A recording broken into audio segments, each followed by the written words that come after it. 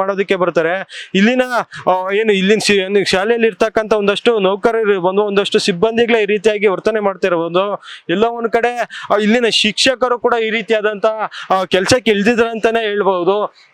ಜೊತೆಗೆ ಇಲ್ಲಿ ಸಾಕಷ್ಟು ಜನ ವಿದ್ಯಾರ್ಥಿಗಳು ವ್ಯಾಸಂಗ ಮಾಡ್ತಾ ಇರ್ತಾರೆ. ಆದ್ರೆ ಇಲ್ಲಿನ ಆಡಳಿತ ಮಂಡಳಿಯ ವ್ಯವಸ್ಥೆನೇ ಈ ರೀತಿ ಆಯ್ತು ಅಂತಂದಾಗ ಯಾವ ರೀತಿ ಮಕ್ಕಳಿಗೆ ಒಂದು ಪಾಠವನ್ನ ಮಾಡ್ತಾರೆ ಅಂತಕ್ಕಂಥ ಪ್ರಶ್ನೆ ಮಾಡ್ತಾ ಇರುವಂತದ್ದು.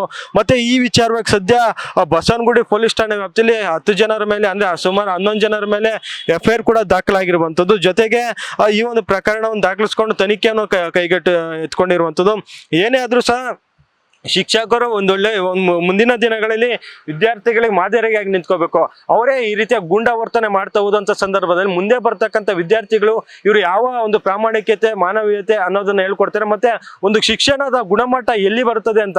ಯಾಕಂತಂದ್ರೆ ಶಿಕ್ಷಕರು ಸರಿಯಾಗಿದ್ದಾಗ ಮಾತ್ರ ಒಳ್ಳೆ ವಿದ್ಯಾರ್ಥಿ ಹೊರಬರೋದಕ್ಕೆ ಸಾಧ್ಯ. ಆದ್ರೆ ಶಿಕ್ಷಕರೇ ಈ ರೀತಿಯ ಗೂಂಡಾವರ್ತನೆ ಮಾಡ್ತಾ ಇದ್ರೆ ಆ ಮುಂದಿನ ಪೀಳಿಗೆ ಒಂದು ಜನರೇಷನ್ ಏನಾಗ್ಬೇಕು ಅಂತಕ್ಕಂಥದ್ದು ಪ್ರಶ್ನೆ ಮೂಡ್ತಾ ಇರುವಂತ